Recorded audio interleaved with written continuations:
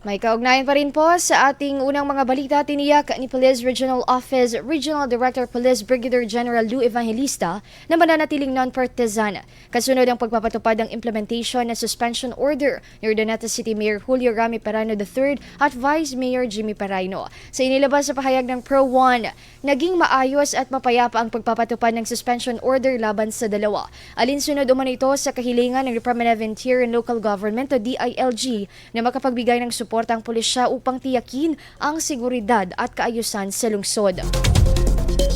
Ayon kay Evangelista, pagpapakita ito ng sama-samang pagsisikap na mapanatili ang kapayapaan at kaayusan hindi lamang sa URDANETA City kundi sa buong Ilocos Region. Binigyang diin ito na mananatili silang non-partisan at ipatutupad ang mandato sa pagprotekta sa batas ng may disiplina, integridad at profesionalismo. IFM News. IFM News.